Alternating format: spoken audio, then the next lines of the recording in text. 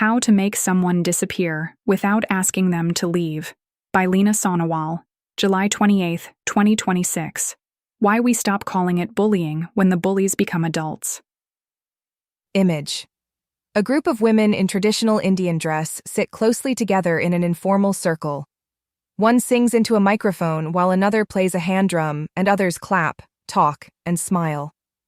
I have developed a habit of watching how people arrange plastic chairs. You see this most clearly at neighborhood gatherings, building society meetings, or those informal evening congregations in apartment complex parks where residents bring down their tea in steel cups. The chairs are usually those stackable, armless plastic ones, branded with the names of local decorators. When people arrive, they pull a chair from the stack and join the circle. The movement of the chairs is entirely ordinary. It is also a precise map of social power. Someone arrives and pulls up a chair. The people already seated shuffle backward, widening the circle to accommodate the newcomer seamlessly. 10 minutes later, another person arrives. She takes a chair from the stack. She approaches the circle. This time, nobody shuffles backward. The circle remains closed. She is forced to place her chair slightly behind the main ring, sitting at an awkward angle, leaning forward to hear a conversation that is physically structured to exclude her. Nobody told her she was unwelcome. If you asked anyone in that circle, they would say they were simply talking and did not notice her arrive. They would say they were absorbed in the discussion. They would say there was no space left. One unaltered circle means nothing. One awkward seat means nothing. But I have spent the last few years watching these small social physics play out across different rooms, different ages, and different cities, and I have realized that the circle almost always closes against the exact same person. We do not have a good vocabulary for what happens in that circle. We call it group dynamics. We call it housing society politics. We dismiss it as petty gossip or a mere personality clash. We say things like, "She is just difficult," or "He takes things too personally." We use language that distributes responsibility evenly, implying that a conflict exists between two equal parties who simply cannot get along. But a closed circle is not a conflict. Conflict requires disagreement. Conflict involves an exchange of opposing views. What happens with the chairs, the selective silences, and the sudden changes in conversation is not about disagreement. It is about something much colder.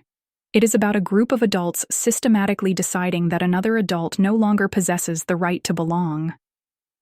I started noticing this because I spent 2 years living in a large residential complex.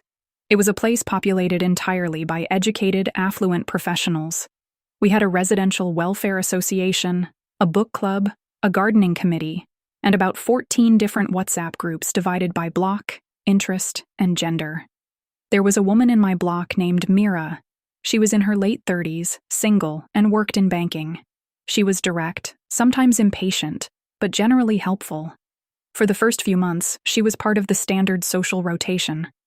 Then she had a minor disagreement with a highly influential woman on the gardening committee over the placement of some potted plants in the lobby. The disagreement itself was trivial. But over the next 6 months, I watched Mira slowly disappear from the social life of the building. It did not happen through a shouting match. It happened through a steady accumulation of absences. Mira would send a message on the main WhatsApp group asking for a plumber recommendation. The group, usually highly responsive, would remain silent. 2 hours later, someone else would ask about a plumber, and 3 people would reply immediately.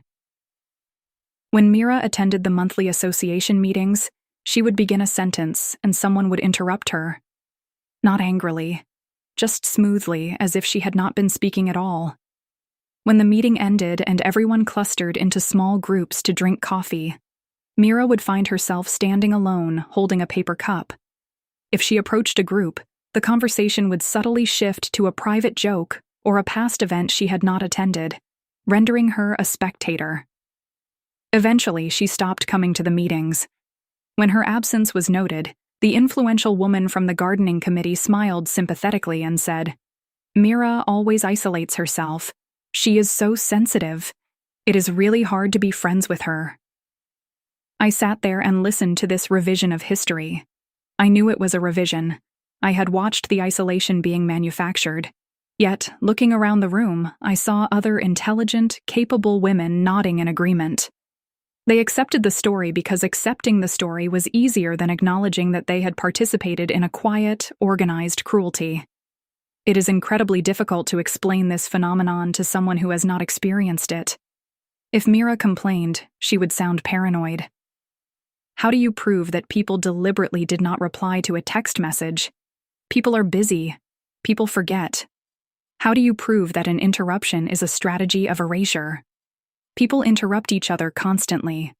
How do you prove that you were deliberately not invited to a coffee morning? Nobody is entitled to an invitation. Every single act is protected by plausible deniability. Isolated, each incident is trivial. But human beings do not experience social interaction as isolated incidents. We experience it as a continuous climate. When the climate drops below freezing, the target feels the cold, even if nobody admits to opening the window. When a 14-year-old girl experiences this exact sequence of events, we have a clear word for it. We call it bullying. We recognize that relational aggression is a form of violence. We bring in school counselors. We hold assemblies about exclusion. We teach children that deliberately leaving someone out is a moral failure. But when the people involved are 40 years old, the word bullying vanishes. We refuse to apply the term to adults. The disappearance of the word does tremendous social work. By stripping away the vocabulary of bullying, we strip away the recognition of harm. If a teenager is excluded, she is a victim of peer aggression. If a 40-year-old woman is excluded, we decide it is her own fault for failing to read the room. We assume that adulthood confers an automatic immunity to social coercion. This assumption contradicts everything we know about human psychology. The human need for hierarchy, approval, and social protection does not evaporate the moment we turn 18. We simply become more sophisticated at hiding our aggression inside acceptable social behavior. I started asking people about this. I never used the word bullying initially. I would just ask friends, cousins, or acquaintances if they had ever seen someone quietly pushed out of a social group. Almost everyone had a story. My cousin told me about a group of men he has known since college. They are all in their 40s now, married, established in their careers. For 20 years, one man in the group, let us call him Vikram, has been the designated punchline. Every group of old friends has a dynamic, but this was not affectionate roasting. The jokes were consistently aimed at Vikram's income, his car, his hairline, and his wife. If Vikram objected, the group would accuse him of losing his sense of humor. They would tell him he was getting old and cranky. A few years ago, a new man joined their extended circle. He noticed the constant humiliation of Vikram. During a weekend trip, when the group started mocking Vikram for his choice of clothes, the new man did not laugh. He quietly said, "I think he looks fine. Let us talk about something else." The group stopped laughing. They looked at the new man with a cold, assessing silence. Within 2 months, the new man was entirely excised from the group. He was dropped from the golf times. He was not invited to the Diwali parties. When my cousin asked why, the unofficial leader of the group shrugged and said, "He does not fit our vibe. He brings down the energy." The punishment was swift and absolute. The group protected its right to diminish Vikram by eliminating the witness who refused to participate. Why do adults do this? Why do middle-aged men, who are otherwise responsible fathers and competent professionals, revert to coalition behavior that resembles a middle school cafeteria? Belonging is a currency. In many social economies, the value of belonging is defined precisely by who is not allowed to belong. A group solidifies its own boundaries by designating an outsider. The cruelty is not a byproduct of the group formation. It is the mechanism of group cohesion. I remember reading a paper on ostracism late one night. It was by a researcher named Kipling Williams, who has spent decades studying the effects of being ignored. He developed a paradigm called cyberball, a simple computer game where a participant believes they are throwing a digital ball with 2 other real people. After a few throws, the other two players simply stop throwing the ball to the participant. They only throw it to each other. The participant sits there, watching the ball go back and forth across the screen, completely excluded.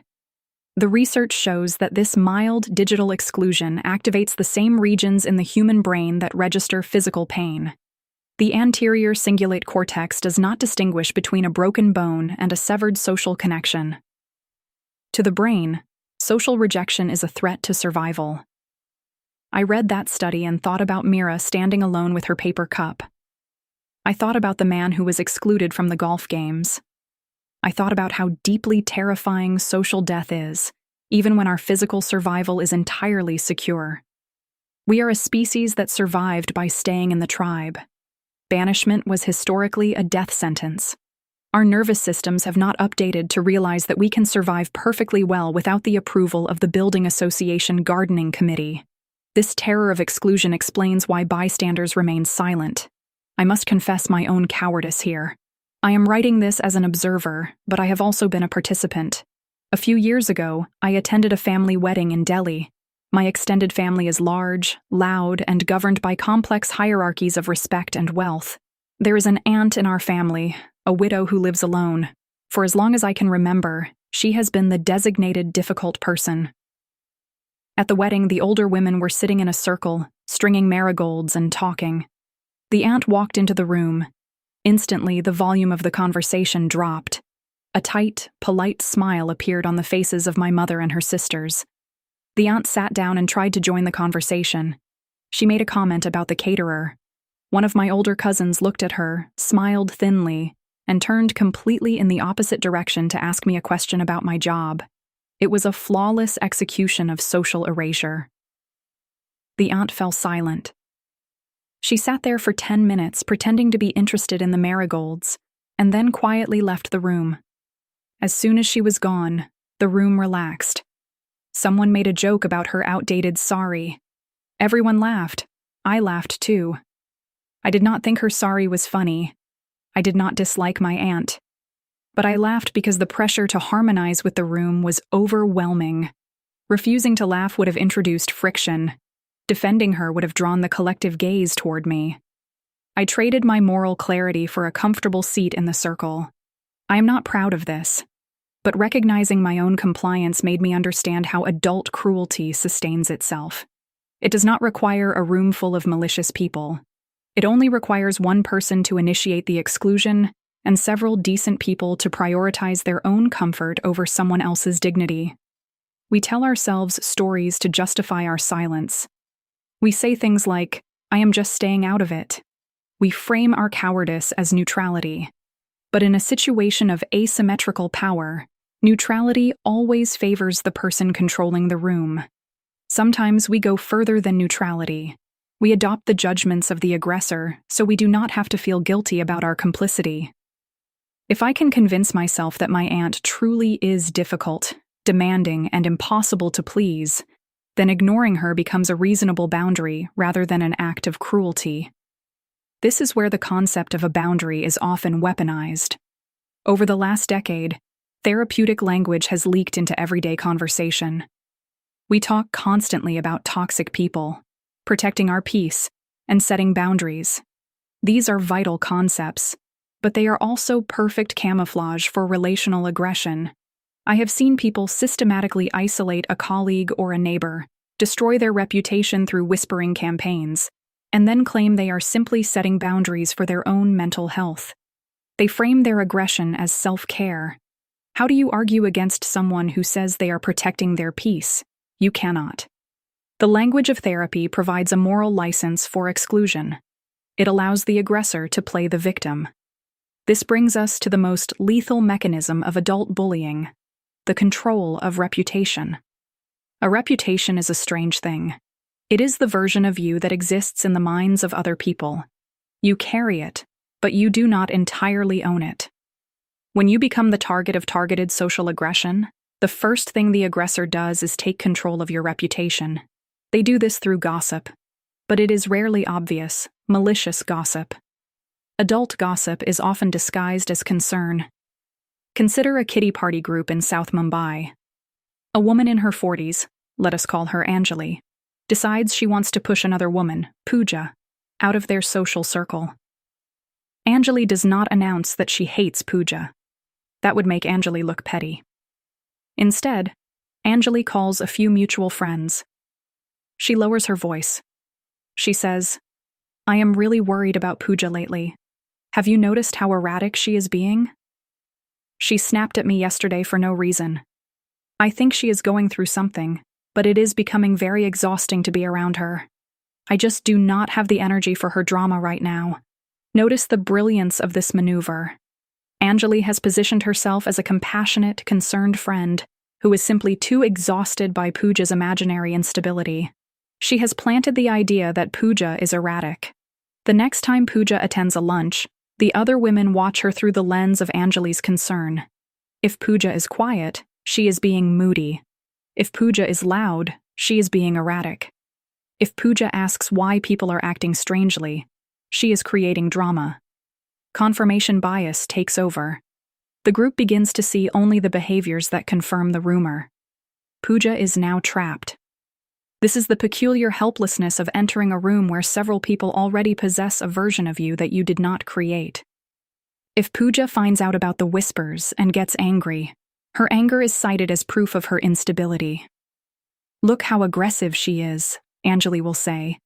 If Pooja withdraws and stops attending lunches, her absence is cited as proof of her guilt. "She knows she was acting badly," Anjali will say. If Pooja tries to apologize or overcompensate by being exceptionally nice, it is interpreted as desperation or manipulation. There is no correct response. The trap is perfectly constructed. A direct accusation can be challenged, but a rumor has no stable author. By the time Pooja tries to defend herself, the accusation exists everywhere and nowhere. The narrative has solidified. Pooja is difficult. I have watched intelligent, rational adults believe absurdly simplified stories about complicated people simply because the story was repeated by someone with high social status. We trust repetition. If 3 people say someone is difficult, we assume there must be a fire beneath the smoke. We rarely pause to ask if all 3 people are blowing the smoke from the exact same machine. Is it possible that sometimes a person really is just difficult? Of course. I have to question my own interpretations here. I often worry that I am reading intentional cruelty into ordinary incompatibility. Human beings are messy. Friendships end. People outgrow each other. Not every missed invitation is an act of psychological warfare. Sometimes you forget to reply to a message because the milk boiled over on the stove. Sometimes you do not invite someone to dinner because your dining table only seats 6. I keep wanting a clean distinction between ordinary social friction and bullying, and human beings refuse to provide one. But I have learned to look for asymmetry and repetition. Ordinary incompatibility means 2 people mutually retreat from each other. They interact minimally, they are polite, and they invest their energy elsewhere. Bullying is not a mutual retreat. It is an active campaign. It requires an audience. If someone simply dislikes you, they leave you alone. If someone is bullying you, they cannot leave you alone. They need to ensure that other people dislike you too. They need to control your standing in the community. They monitor your interactions. They feel threatened if someone they influence forms an independent friendship with you. The aggressor is deeply invested in the target. This is the paradox. The bully wants to erase the target, but their own social power is entirely dependent on having a target to erase. This dynamic changes depending on the environment. I have noticed that men and women often, though not always, execute this differently. In male-dominated spaces, like certain sports clubs or old boys networks, the aggression can be highly visible but disguised as humor. It is the relentless roasting, the physical intimidation passed off as backslapping, the deliberate ignoring of a junior member's input. If challenged, the defense is always, "We are just joking. Do not be so weak." In spaces dominated by women, like school parent circles or extended family networks, the aggression relies heavily on information control. It is the separate WhatsApp group. It is the photograph uploaded to Instagram specifically so one person can see they were not invited. It is the strategic withholding of crucial information. We like to believe that adulthood is a state of achieved rationality. We believe that once we finish our education, secure a job, and perhaps start a family, we are insulated from the petty cruelties of the playground. But adulthood is largely a performance of being unaffected. We learn to wear professional clothing. We learn to moderate our voices. We learn to use words like incompatibility instead of saying, "You cannot sit with us." We replace the physical shoving of the schoolyard with the administrative violence of the unresolved WhatsApp notification. The methods mature. The intent remains identical. The deepest pain of adult bullying is the profound isolation it creates. When a child is bullied, the adults in their life usually tell them it is not their fault. They provide a counter-narrative. When an adult is bullied, there is usually no external authority to appeal to. You cannot complain to a teacher. You cannot call someone's parents. If you try to explain it to a friend outside the situation, they often offer well-meaning but useless advice. Just ignore them, they say. Why do you care what those people think? Just make new friends. This advice completely misunderstands the nature of the harm. It is easy to say, "Why do you care?" when you are standing safely inside the circle. But human identity is not entirely self-generated. A massive portion of our identity exists inside other people's perceptions of us. We know who we are partly through how others respond to us. When a community decides who you are before you enter the room, and when that assigned identity is degrading, your own sense of reality begins to fracture. If enough people treat you as if you are defective, your brain eventually begins to process the defect as truth. You internalize the exile. We have to ask what it costs a society to tolerate this behavior under the guise of politeness. It creates a culture of profound anxiety. Even those who are safely inside the group operate under the subconscious terror of losing their position. Friendships become transactional. Conversations become guarded. People monitor their own behavior obsessively, knowing that the rules of belonging can change without warning. I have watched women exhaust themselves trying to maintain their footing in local committees or kiddie groups, laughing at jokes they hate, agreeing with judgments they know are unfair, all out of a quiet, desperate fear of becoming the next Mira, the next Anjali, the next person standing alone with a paper cup. This anxiety drains the joy from community life. We are living in close proximity, sharing lifts and local parks, attending the same festivals, but we are doing so with a guarded vigilance that precludes actual connection. The university campus is the exact laboratory where the physical shoving of the schoolyard matures into the administrative silence of adulthood. When we examine higher education, we usually study its academic output. We rarely study how it functions as a structural training ground for sophisticated social coercion. A college in India is often the first time young adults are entirely removed from the surveillance of their families and the established hierarchies of their hometowns. They are forced to construct social capital from absolute scratch in a highly concentrated environment. Because the environment is transient and everyone is desperate to secure a position, the methods of establishing dominance become incredibly accelerated and unusually ruthless. The criteria for exclusion shift completely. In a schoolyard, aggression is often direct and physical. In a university, the aggression becomes intellectualized. It is no longer about who has the best athletic skills or the newest pencil box. It becomes a matter of cultural capital.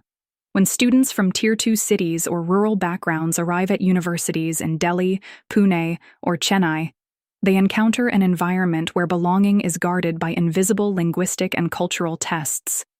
Fluency in a certain type of urban English, familiarity with specific political theories, or knowing how to dress with a studied, careless aesthetic become rigid requirements for entry. Exclusion is rarely announced as snobbery. University students are deeply concerned with appearing progressive and intellectually sophisticated, which means their cruelty must be heavily disguised.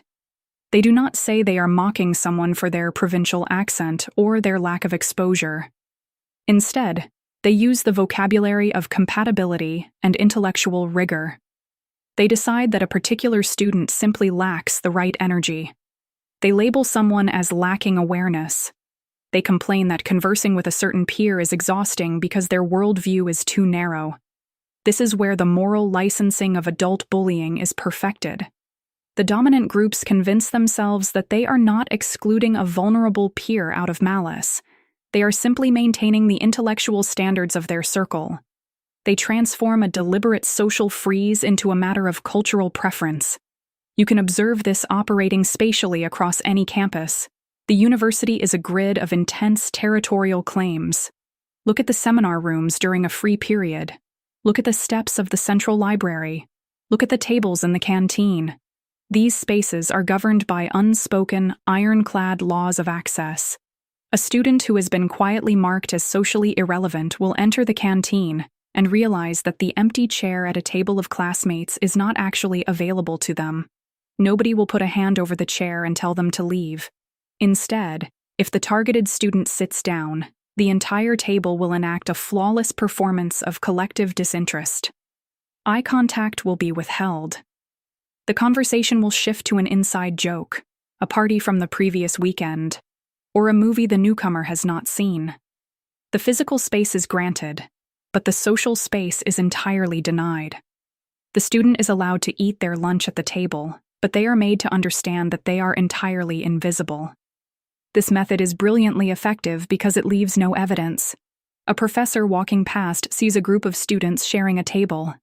The structural violence of the silence is completely imperceptible to authority figures. This requires immense coordination, yet it happens without any formal planning. It relies on the primal group psychology of young adults. University life is characterized by a profound, terrifying instability. Everyone is terrified of ending up alone. When an influential faction decides to isolate one student, the bystanders fall in line immediately. They do not participate because they inherently dislike the target. They participate because they recognize the precariousness of their own social standing. They understand that defending the excluded student is the fastest way to attract the collective freeze toward themselves. They learn to suppress their own moral discomfort. They learn to watch a peer eat alone for 3 years and convince themselves it is simply because the person prefers their own company. This is the most crucial phase in the evolution of relational aggression. The university teaches them how to identify a target, control the narrative, enforce collective isolation, and most importantly, do it all while maintaining an identity of absolute decency. The students who master this do not suddenly lose these skills when they collect their degrees. They graduate. They move into corporate offices, residential associations, and extended family networks. They take their refined methods of plausible deniability with them, fully prepared to pull up a plastic chair in a neighborhood park and decide exactly who is not allowed to sit in it. I do not claim to have a solution for this. I am wary of tidy conclusions. Human behavior is too contradictory for neat resolutions. I know aggressors who are genuinely kind and devoted to their aging parents. I know targets who are undoubtedly annoying and lack self-awareness. Sometimes the people who suffer the most intense exclusion are also the people who lack the social grace to navigate group dynamics smoothly. But lacking social grace is not a crime. It should not be a punishable offense that results in systematic degradation. My own understanding remains incomplete.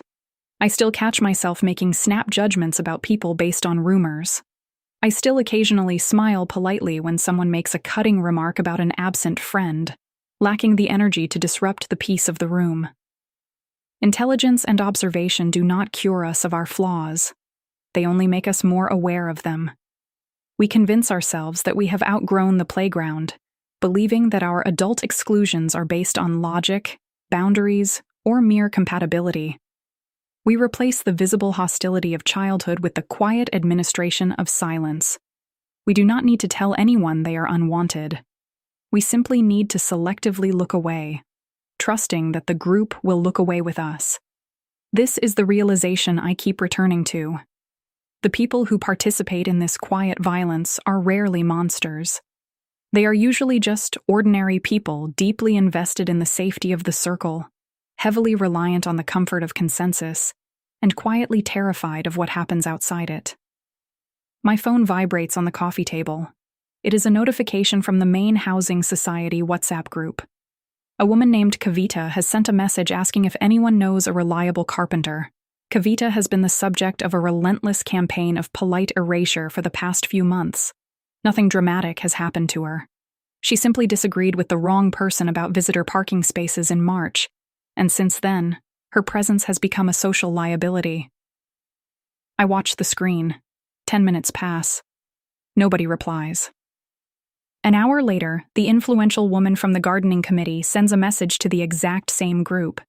She asks if the local dairy has delivered milk to the second block today. Within 3 minutes, 4 people reply to her. 2 confirm the delivery. 1 complains about the dairy. Another sends a joke about the milkman.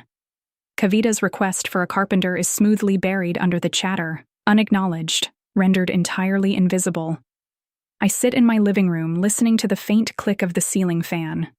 I pick up my phone and I type a reply to Kavita. I have a carpenter's number and I send it directly into the main group. I add a polite note saying he is very punctual. Kavita replies almost instantly with a short thank you. I leave the phone on the table and watch the screen, waiting to see what the group will do.